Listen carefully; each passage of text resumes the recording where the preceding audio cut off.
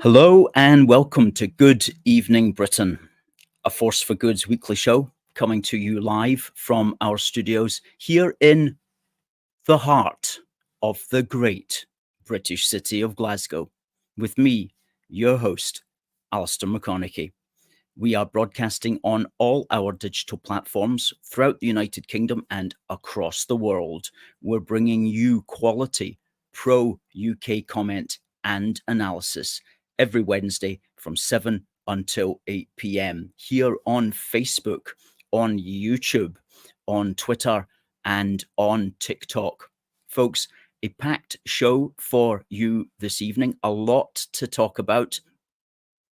And I should say that some people are having trouble getting onto StreamYard tonight. In some parts of the world, the StreamYard facility seems to be down, although thankfully it's working for us here in our particular area of Glasgow. But if suddenly something happens and the screen goes blank, then you know it's not our fault. It's simply the technology that we're working with. Hopefully it will continue through for the next hour.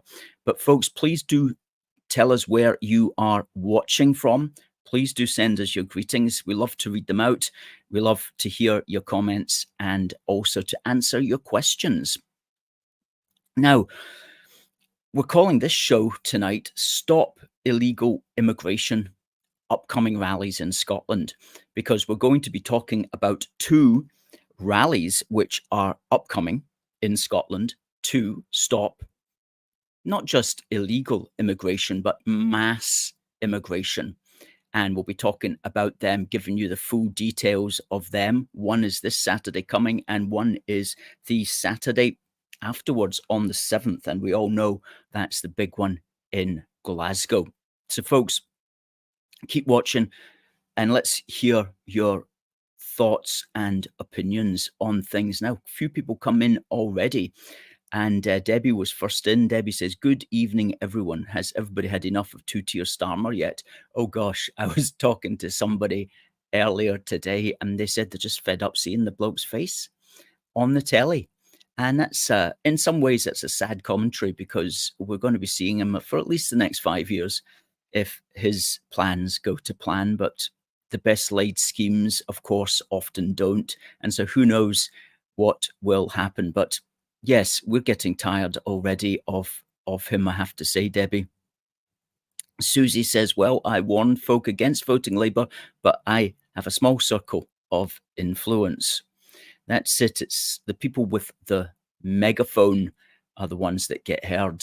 And especially if you've got a big newspaper or channel, then you get heard. Derek says, good evening, Alistair and fellow unionists. What a wet night. Definitely not summer weather. Regarding two-tier, Keir, I hope it won't stop voters doing tactical voting in 2026. Well, that's a good point. And we're not going to be encouraging people to do tactical voting in 2026 unless Starmer and Anas Sarwar come out very strongly against mass immigration, come out very strongly against illegal immigration, and come out very strongly against resettling the so-called asylum seekers throughout Scotland. We need a major party to come out against all of these things, and Starmer and Anas Sarwar need to know that we have a vote and we can withhold that vote or we can vote for somebody else. And they really do need to know that because they cannot be hoping just to breeze into Holyrood. Starmer is definitely wanting his man Sarwar in Holyrood, but we're going to have to tell Starmer that's going to come at a cost, at a democratic cost, unless you follow our agenda this time. Our votes are not to be taken for granted. TC, good evening to you, sir, and all unionists everywhere, and to Marie, hi, and Roseanne Allen. When is the next rally? They are not advertising. The next, well, let's talk about the rallies since you asked. The next one is in Dumfries, and it's this Saturday, the 31st, and it's at 12 noon, and it is at the Midsteeple, as it's called, which is the big steeple in the high street of Dumfries. You can't miss that.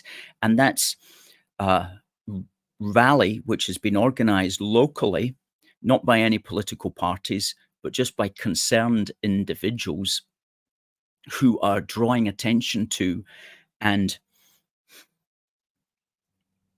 explaining that they don't want the big number of asylum seekers which are held at one of the hotels just outside Dumfries.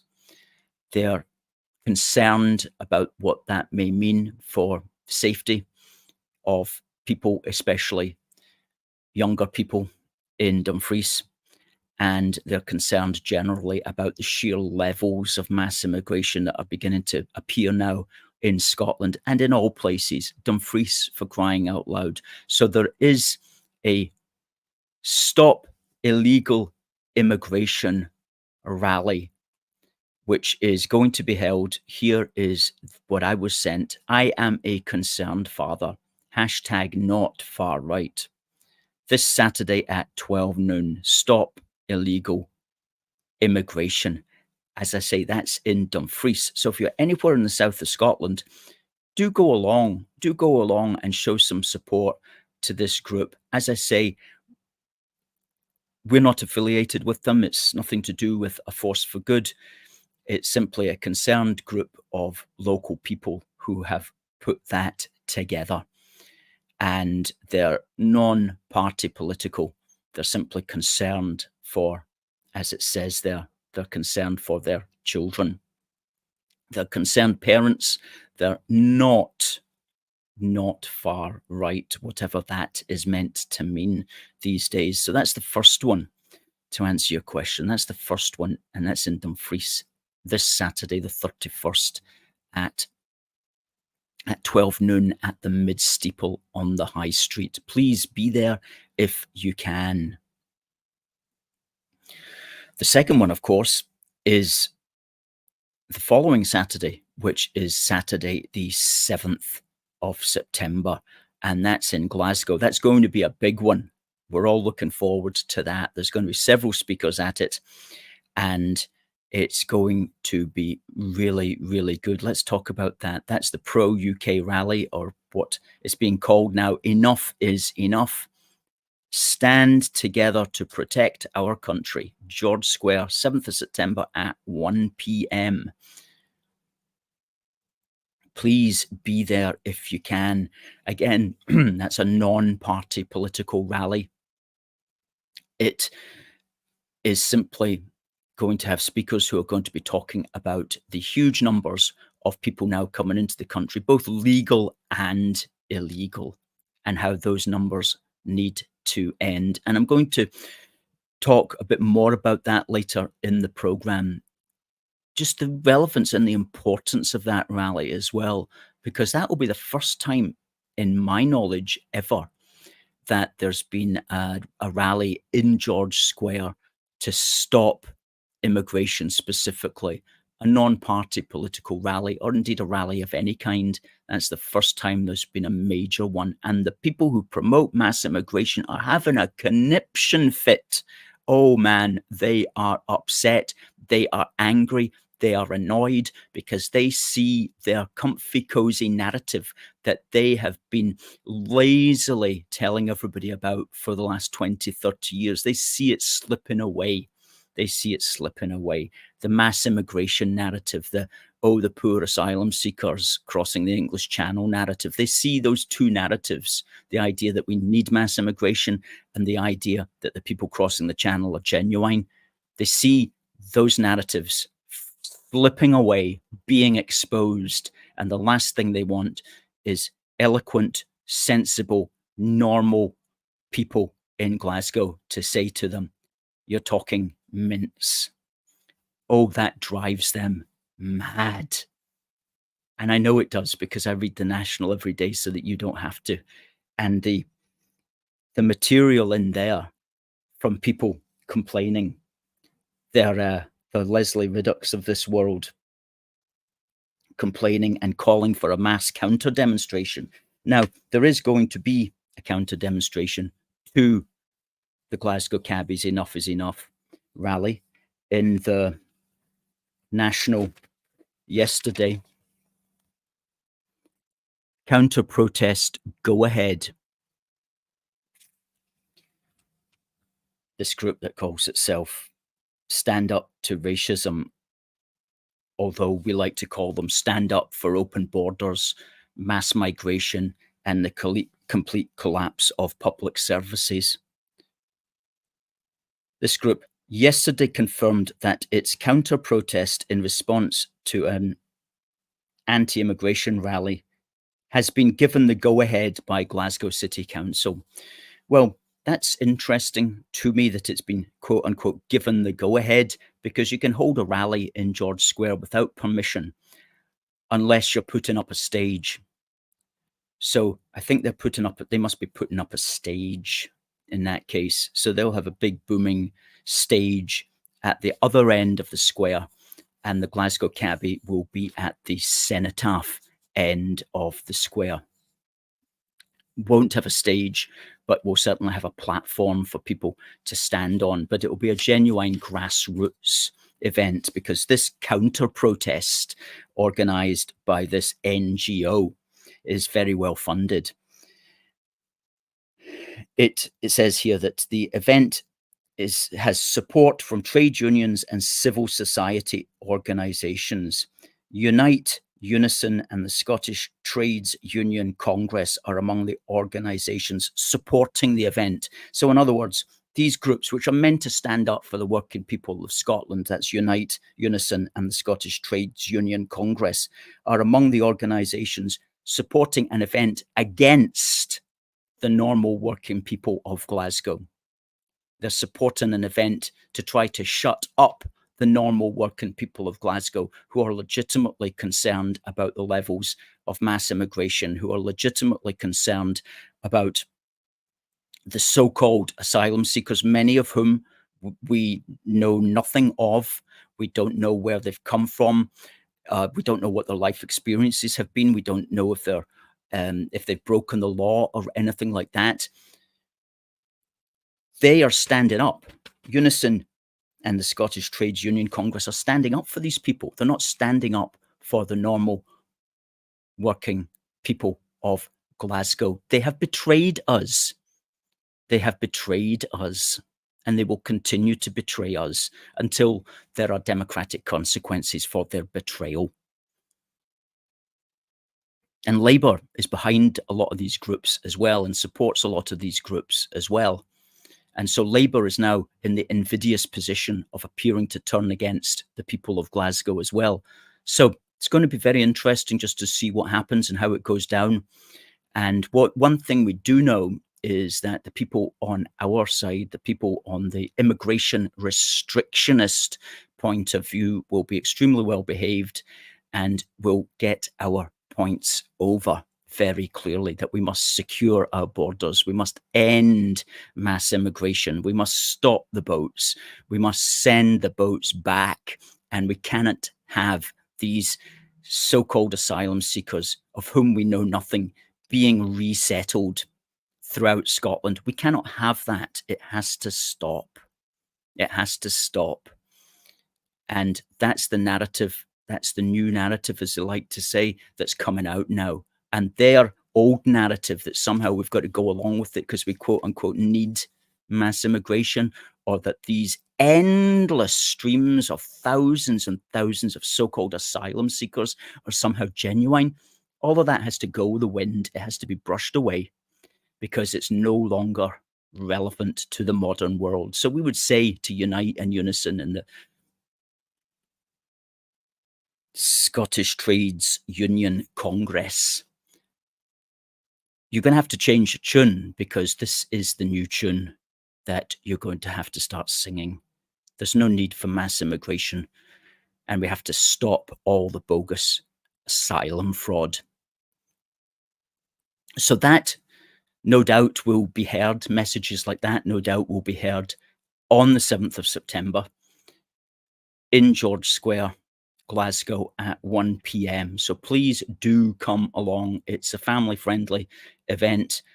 Bring everybody that you can and show that Glasgow cares about these matters.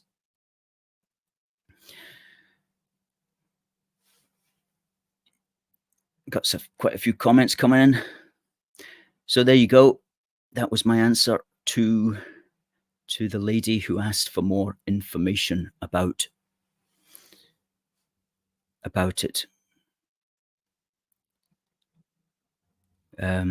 Paranormal Channel says, yep, we're sick of the crime here, and two-tier Starmer. Hi to British Legends.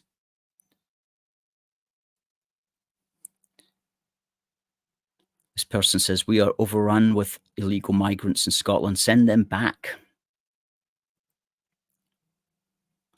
Michael Bridges wonders, do you think Reform could be the alternate party? Reform at the moment is the only hope that Scotland has to get to get immigration restrictionist voices into the Scottish Parliament. Reform is the only chance that we have, because Labour is not immigration restrictionist. SNP and Greens and Lib Dems are most certainly not. They're for more of it.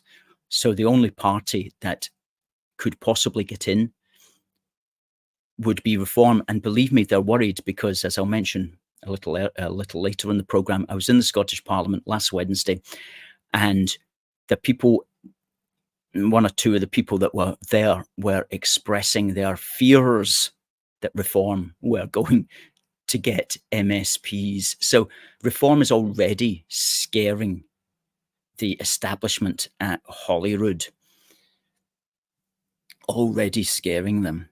And yes, I do think that Reform will get candidates. If they get 7% across all the regions, then they will get 8 at least candidates elected on the regional list in 2026, which is only 20 months away. It's going to be with us quicker than you may think. And that's Reform's unique selling point, is stop immigration. And none of the other parties can be taken seriously on that matter. And people will say, well, Alistair, Holyrood doesn't have any power over immigration per se. Well, it can't make specific laws, but as I've said before, it is a voice. It will, when you get politicians in there, they can talk about anything they want. They can actually have debates about anything that they want. So they can talk about it and they can promote the alternative points of view. And it also does have, Holyrood also does have power over things like planning. And it can decide whether a building should be renovated in order to accommodate asylum seekers, for example. So there is powers that Holyrood has that relate to immigration, even though they don't have the ultimate power over it. So it's important to get immigration restrictionist voices in. And that's the phrase that we're using, immigration restrictionist. It's far better than anti-immigration, which is not only a negative, but isn't entirely accurate either. Whereas immigration restrictionist means we want immigration to be restricted at whatever level it is. We want it to be restricted even more. So immigration restrictionist is a good phrase to use. It's a little bit loud, a little bit complicated, I suppose, but I think it's better than anti-immigration movement or something like that. Hello to David, who says hello to everybody watching across Blighty. Blighty, yeah, that's a good name. That's what it used to be called. Rorschach says, England are sending them here. No doubt, no doubt. Oh, crikey. Agnes says she just saw a post about the Home Office trying to rent properties on Arran for illegals. Yeah. There's hundreds coming in every day, and these people have to be put up somewhere. And the betrayal, the political betrayal that we have suffered means that these politicians are just putting them up everywhere.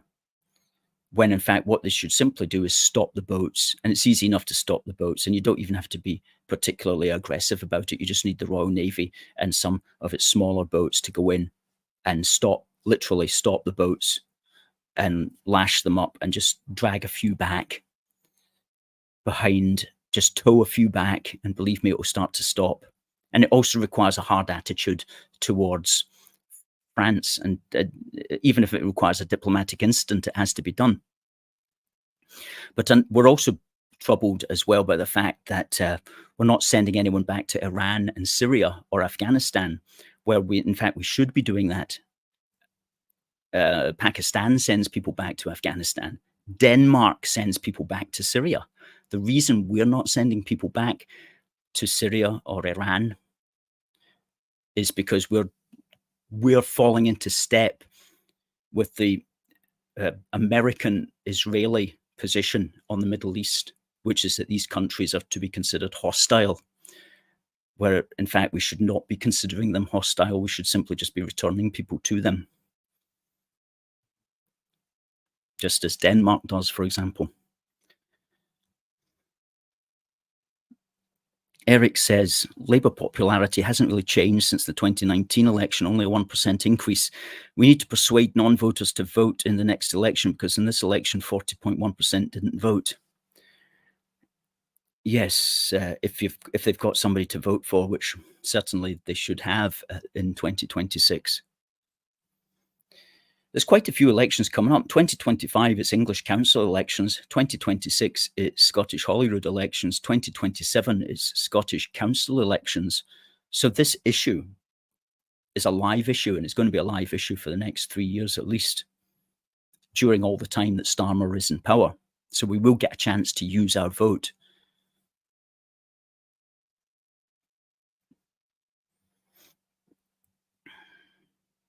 Well, I agree with DTube here, who says, when the hotels finally empty of the illegals, the British public should boycott all hotels that took the taxpayers' coin and encouraged the influx. Good point.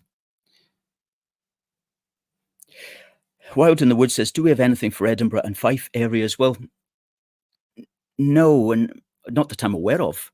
But the thing is, we is simply local people who choose to do something about it, and that's the reality of it. It's just local people doing this. It's not what Two-Tier Keir says or what the media try to tell you. There's no real organization behind any of these gatherings. It's just local people who choose to do something. And so if there's local people in Fife or Edinburgh or anywhere who think that they should protest, then it's for them to organize if they can. I know that's not a good answer. I know it would be great if we had like Unison or Unite or Scottish Trades Union Congress or civil society organizations to organize these things for us with the money and the machine and the personnel paid for by the British taxpayer. It would be great if we had similar who could organize for us, the people of the country, instead of organizing on behalf of the bogus asylum seekers. That would be wonderful if we had that, but unfortunately we don't have such a thing in society, which is one of the reasons why we're losing this battle. However, do not be disheartened, because things are beginning to change. As we've seen, somebody's organizing a rally in Dumfries this Saturday at the Midsteeple at 12 o'clock. And then the following Saturday, the 7th of September, there's going to be the big immigration restrictionist rally in Glasgow at 1 o'clock. Why are we paying for tax to give it away to illegal immigrants? You're not the first person to ask that very pertinent and important question. 500 came over yesterday, says Alan. The invasion continues unabated. Yep. And it is ridiculous that anybody who wants control over migration seems to be labelled as far right. And the reason people are labelled that is because the people who want mass immigration, who want demographic change for whatever reasons, whether that's economic or because they just don't like white people, and there is a lot of that racism among some of these organisers, whatever the reasons are, then they're not interested. They're not interested in explaining them. They're just interested in shutting you up. And so they call you nasty names. They try to call you racist or try to misrepresent in some way using labels like far right, when in fact there's absolutely nothing right wing or indeed left wing about wanting your borders to be secure. There's nothing left wing or right wing about wanting your children to be safe. There's nothing left wing or right wing about thinking that people should come into the country legally. If somebody's first act on entering the country is to break the law by coming in illegally, then what does that tell you about their future contribution to society? It's probably not going to be particularly good. So it's not even a left wing or right wing thing when you get right down to it. But because these people, I'm talking about your unisons, your unites, your trade union congresses, your civil society organizations, they want to smear everybody, because if our point of view got heard, then some of these people would actually be out of a job as well.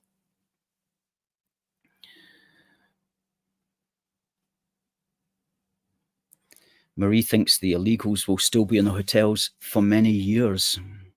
Goodness me. Well, it's probably better that they're in hotel. If they're going to stay anywhere, I mean, they should get shipped back to France. But if they're going to stay anywhere, probably better that they're shipped and contained in some hotel rather than, moving in next door.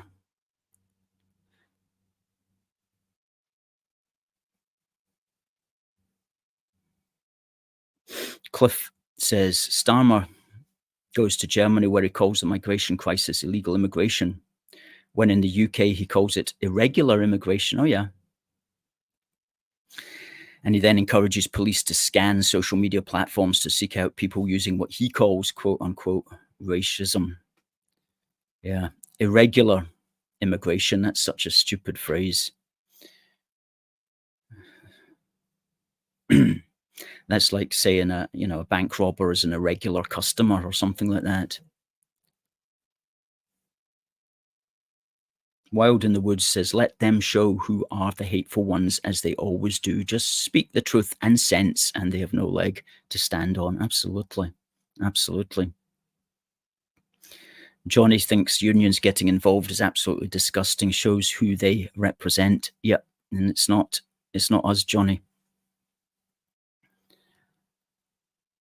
And what you find with these unions as well, and we saw this when I spoke with a colleague on the 10th of August, and I was surrounded by about 150 of them. It's not like members of the trade unions, it's the trade union staff. It's the people who are on paid salaries to run these organizations. They're the ones that get out there and kick a fuss up. It's not like your normal members of trade unions who have obviously got better things to do with the time. It's the ideologically motivated staff who go to these events. And you'll see that on the 7th of September as well. It's the ideologically motivated staff who are going to be there. It's not going to be like normal people, as I like to call them.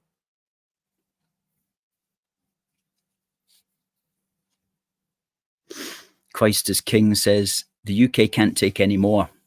It's out of control. Our values and way of life is being destroyed. Women and children are not safe to walk the streets.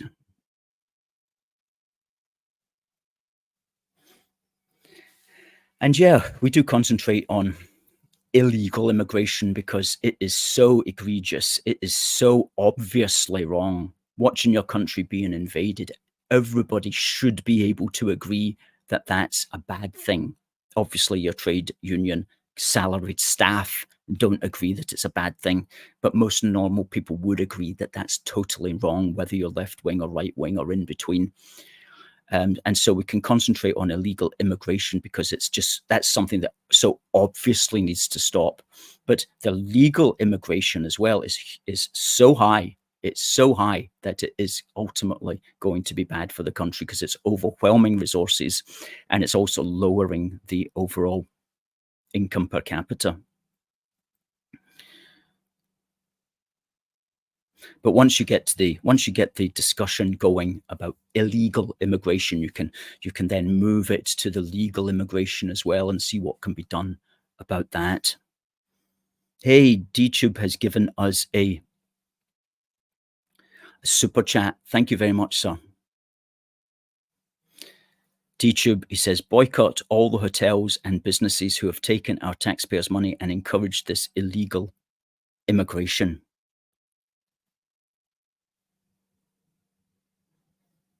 And the first thing, we have to be safe or we can't help others.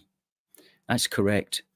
If you go to the Home Office website, the very first sentence in the Home Office website says, quote, the first duty of the government is to keep citizens safe and the country secure, close quote. So that's not us saying that. That's the Home Office saying it. Do you think that they have served their duty well? Is it really performing its duty to the citizens and the country? Or has it abdicated its duty to keep the citizens safe and the borders of the country secure? It's pretty obvious it's abdicated its duty. Terrible.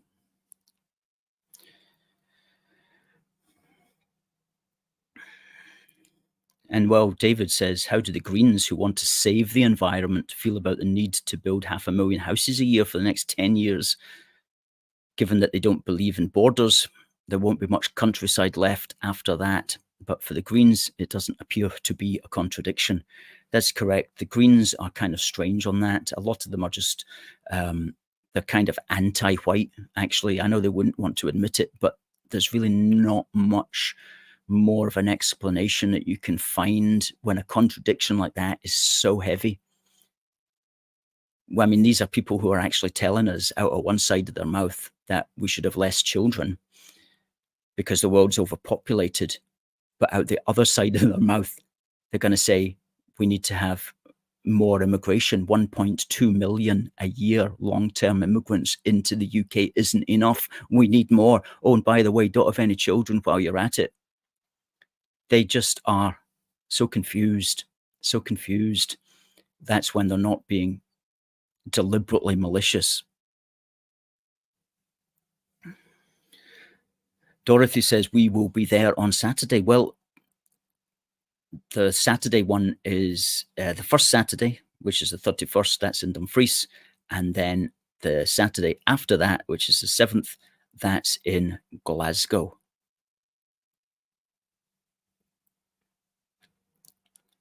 Good on you.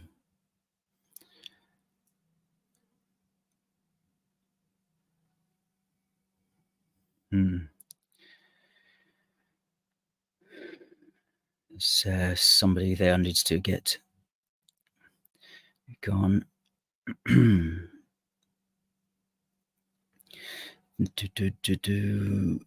Somebody's spamming us. Just let me get rid of this spammer. That's then blocked. Christ is King says, the scale of the crime that is being inflicted on our people is not tolerable.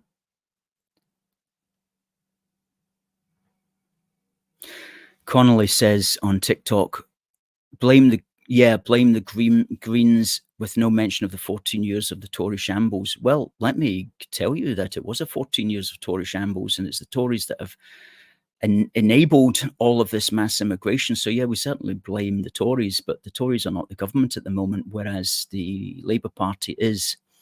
And the Greens, of course, in Scotland are very loud.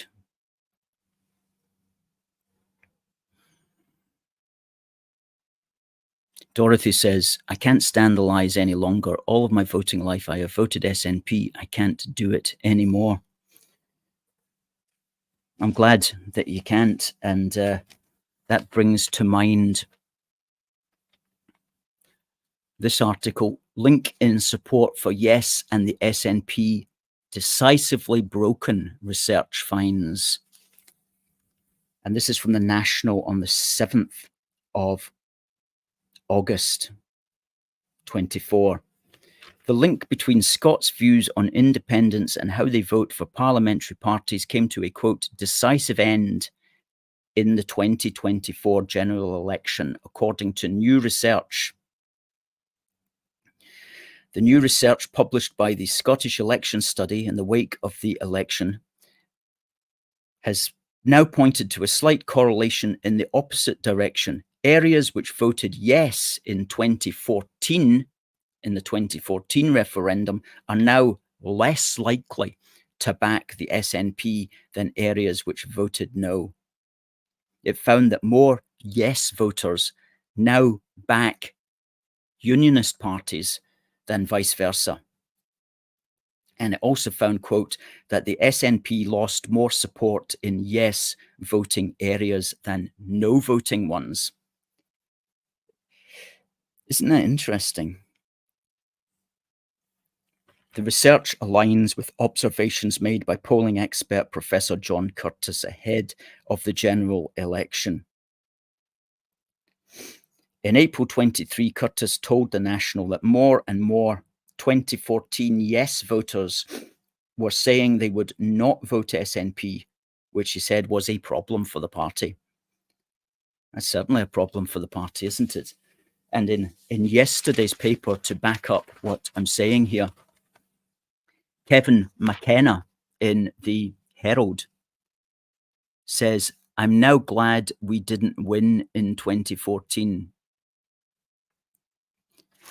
By we, he means the people who voted yes in 2014, which included him. Although he wasn't a particularly strong yes voter.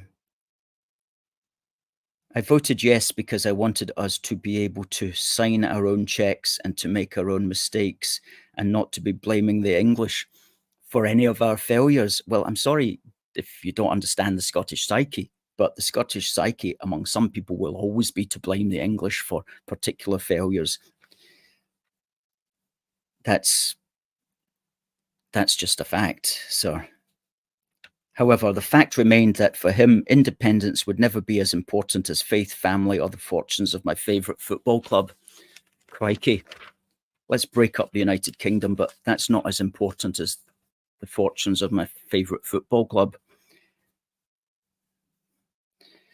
Anyway, he goes on to say it's tempting to choose from a large suite of SNP policy failures to show why these people could never have been entrusted with the added responsibilities that full independence would have conferred. What has been unforgivable, though, is how the SNP has created a climate of fear across every sector in which its writ runs. Just as unconscionable is how this party now openly rewards mediocrity and infantilism while people of real talent are bullied. The SNP has developed a deep loathing of working class communities, and nowhere was this more evident than in its hate crime legislation. This formed part of a pattern that started with the absurd named persons legislation. It continued with its minimum unit alcohol pricing legislation. Sitting alongside this is the substantive threat that exists within the SNP towards women and girls. Luckily, the UK government's use of a Section 35 order removed some of the jeopardy embedded at the heart of the proposed GRR legislation.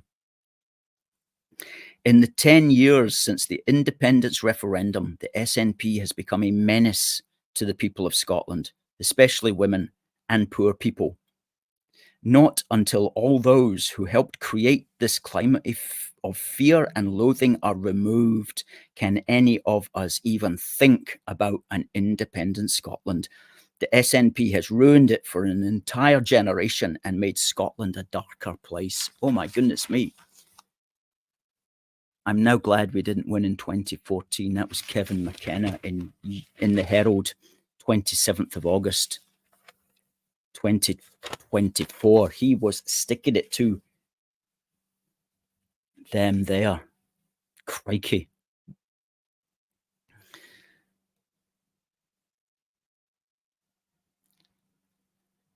Support Tommy says 5,000 empty beds set aside here in England. British vets homeless. Indeed. Alan says, didn't they say when we left Afghanistan that the Taliban had changed? They probably did, but never are the governments that get us into wars to be believed on anything. Gosh, we are researching the First World War at the moment for our next Union Heart.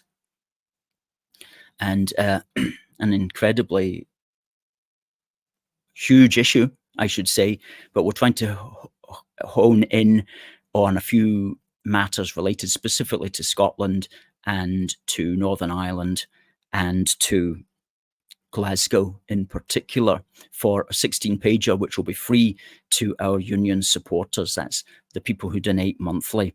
Hopefully everything going according to plan, God willing, that'll be out September, October.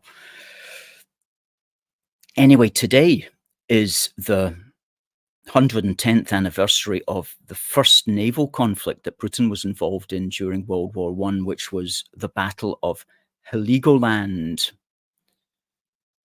which is there just above Germany and to the left of Denmark. It's a tiny little island called Heligoland.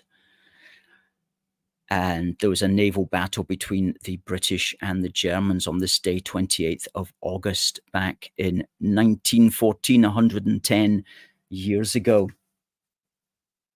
And what was it about? This England's Illustrated History of the First World War, a really, really good magazine. This came out 10 years ago. We bought a copy for the office. There were two major battles at Heligoland. Firstly, the cat and mouse tactics between the British Grand Fleet and the German High Seas Fleet, because whoever could control the North Sea had a major advantage.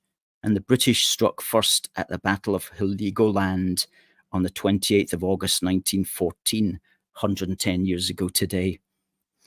After which Vice Admiral Sir David Beatty took public credit for the victory, but it was Commodore Reginald Tyrwhitt's 37 destroyers and submarines which fought at close range. 4 German ships were lost with only minimal damage to the British. And Wikipedia tells us that there was a lot of Germans killed in these 4 ships, of which that's one of them going down there.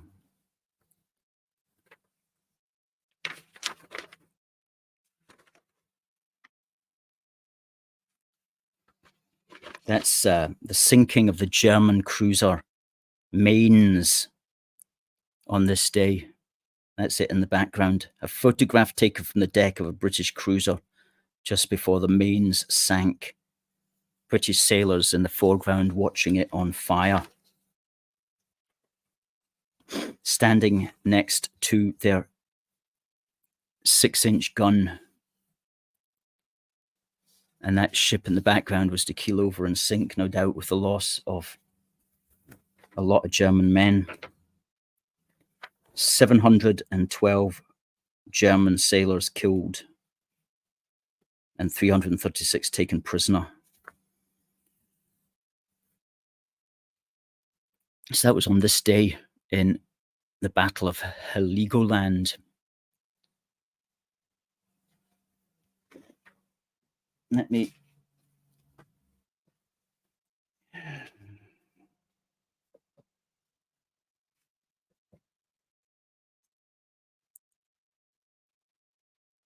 that's our new card. Is your home here? Defend it.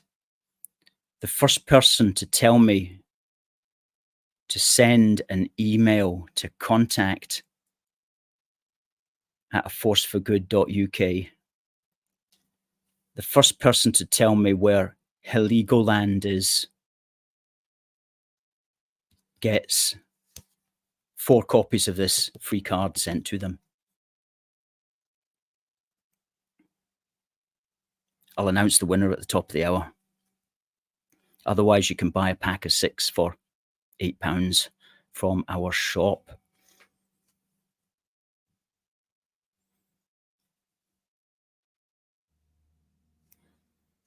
Fantastic.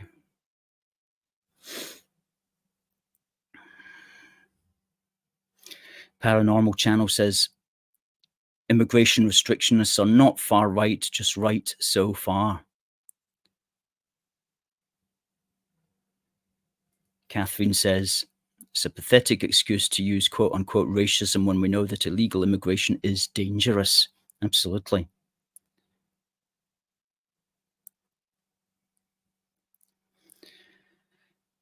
Blessed is his name says, is Glasgow Green still going ahead in September? If you mean the rally on the 7th of September, that's in George Square at 1 o'clock. And that's the Glasgow Cabbies Enough is Enough rally. That is definitely going ahead on the 7th of September in George Square.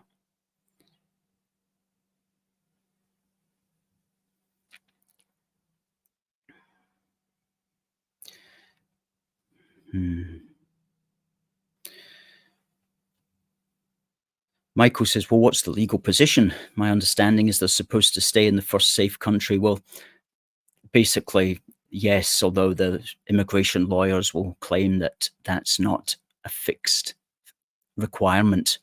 But what you simply can't expect to do is to be sitting safely in a country such as France and then decide to impose yourself on another country and expect us to take care of you when, in fact, you are perfectly safe in France.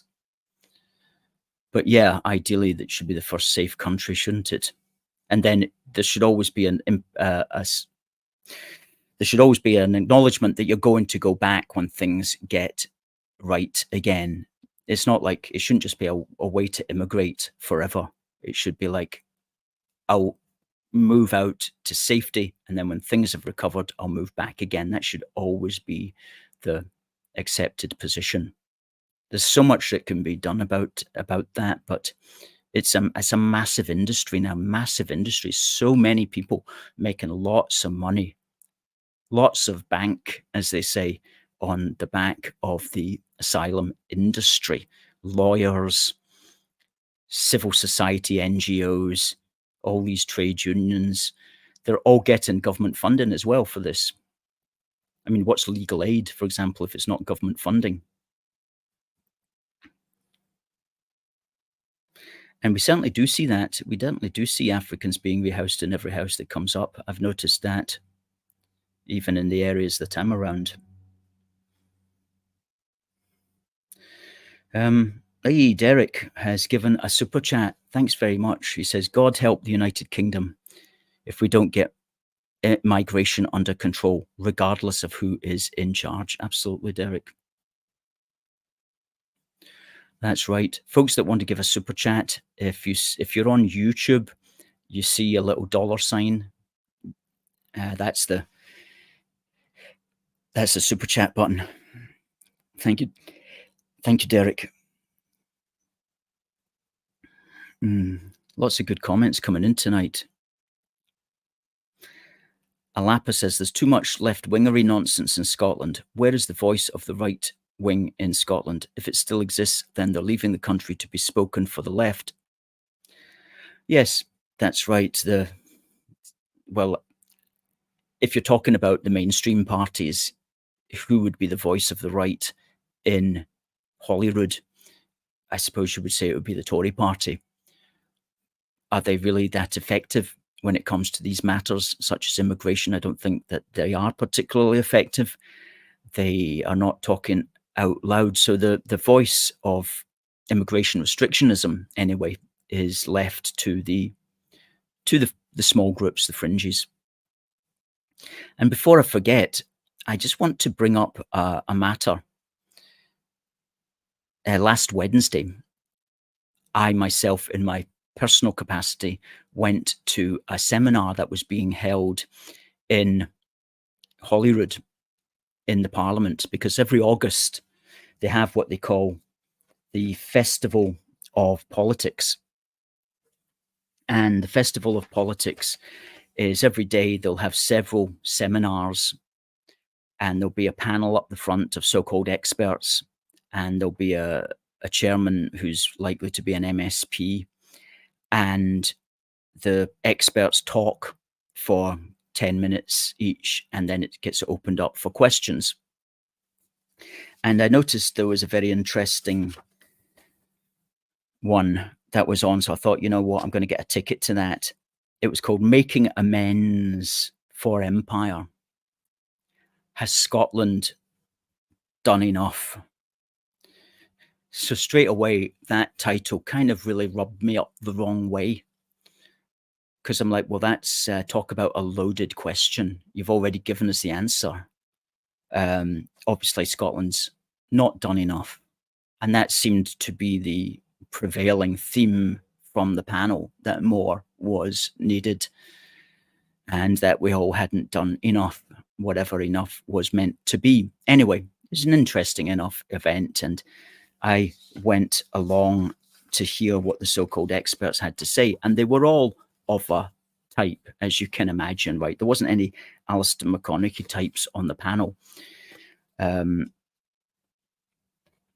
But I did get the mic at the end of the day, and I did point out that basically the event was conflating the matter of slavery with the British Empire, when these are actually two different things. They're certainly connected, and you can't disconnect them. But we can all agree that slavery is wrong from today's modern perspective. But from today's modern perspective, we can't necessarily agree that the British Empire was wrong. And those were the exact words that I said. And I said that it's not appropriate to conflate slavery with the British Empire, with colonialism, with imperialism, because while it was colonialism that arguably enslaved people, it was also colonialism that freed them. So you can't conflate the two things. There's obviously good elements of colonialism. There's obviously good elements of the British Empire. There's obviously good elements of imperialism. I don't know if that point, I think the point was understood. I don't think it was agreed with as far as I could see from the panel, but at least that point was made. And what I also found interesting was that one of the panelists there was from an organization called Glasgow organization, another one of these civil society orgs called the Campaign for Racial Equality and Rights. And as far as I could see, they had what's called partnered with the Scottish Parliament to put this on.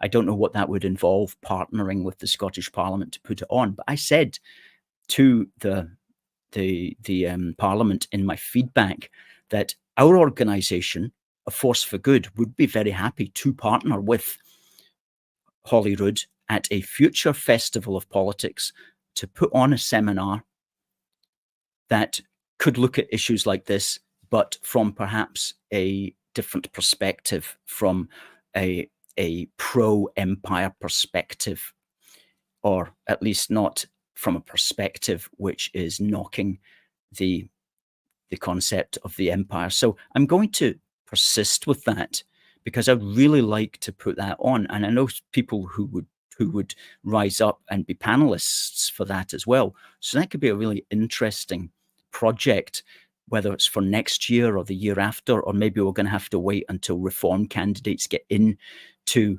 the Parliament, in order that we've got voices in the Parliament who may be favourably inclined to host such a meeting or to chair such a meeting. I don't know, but I'm going to persist with this idea that A Force for Good could partner with Holyrood in order to put on a seminar at the Festival of Politics in future. So watch this space, folks.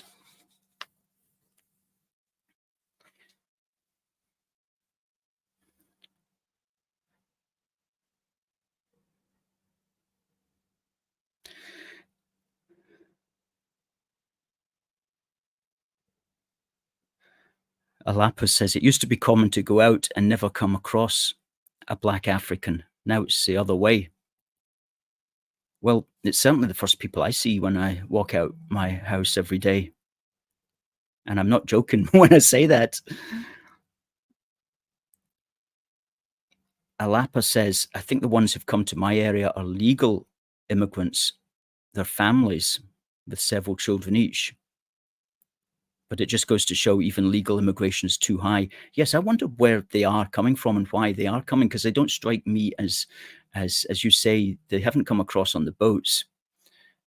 So are they here as dependents of students or dependents of people on a work visa? I think that's probably what it is. Bear in mind that Nigerians, Pakistanis and Indians are the three biggest numbers of people who have come in to the UK in the last year.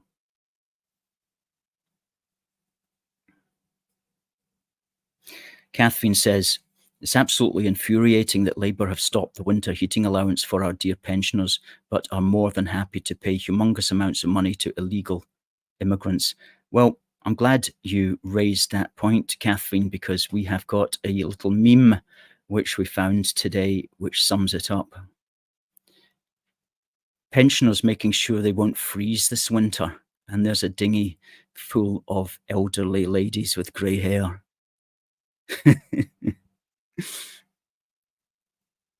It says it all, doesn't it? Okay, we're approaching the top of the hour, folks. If you haven't already got your wee book for the Union, you can get it at our shop. You can also get Scotland Now, A Warning to the World by Tom Gallagher. You won't find it cheaper than at our shop. You can also get This Is Your Home Here, Defend It. Talking of which, do we have a winner for our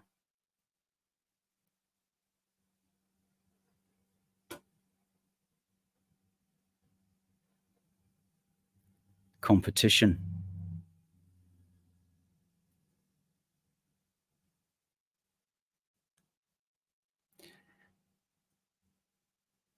And we do have a winner.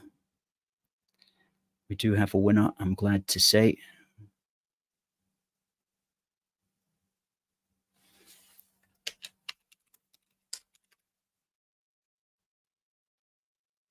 We asked, where is Heligoland? Because it was 110 years ago when the Battle of Heligoland between Britain and Germany happened. Britain won that one. And we said, where is Heligoland? It is, of course, in the North Sea above Germany and to the left of Denmark as you look at a map. And the winner is Alan Dawes. So, Alan, congratulations. We'll get 4 of these sent to you tomorrow morning in the post. Well done, sir.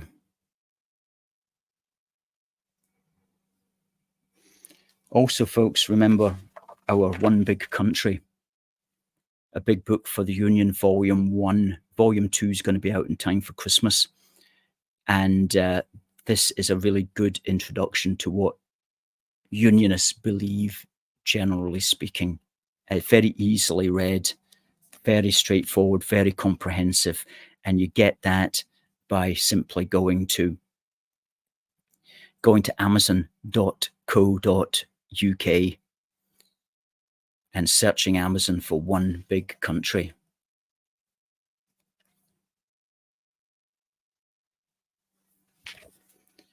Great book, that. Great book. I wish, well, I don't wish, because that's I wish we had known all of that stuff in 2014. We'd have won even more. But of course, 2014, 10 years ago, caught us all off guard.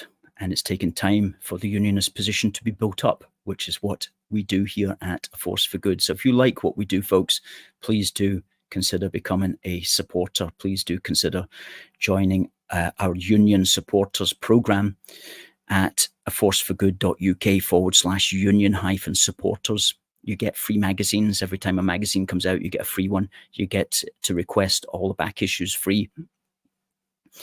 And you get free badges, and you get free wee books for the union as well. And you get lots of rewards depending upon how much you donate each month. And we really do appreciate it, folks. We really do, because that's how we survive. Okay, folks, it's the top of the hour. Derek says congrats, as does Debbie, as does Catherine. And Alan says, woohoo, fantastic, thanks.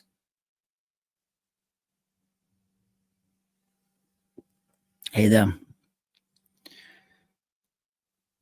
Good. Okay, folks.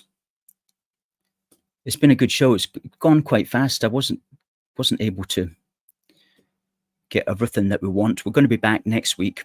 We've got a guest next week.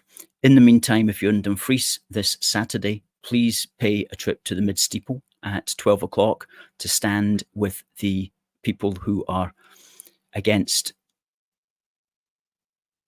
mass immigration and who are calling for an end to illegal immigration. That's in Dumfries at 12 o'clock this Saturday, the 31st of August. And also put a date in your diary for the 7th of September. George Square, 1 o'clock. Glasgow Cabbies event. Enough is enough. We'll see you next week, folks. It just remains for me to say, God bless the United Kingdom and God save the King. See you next week.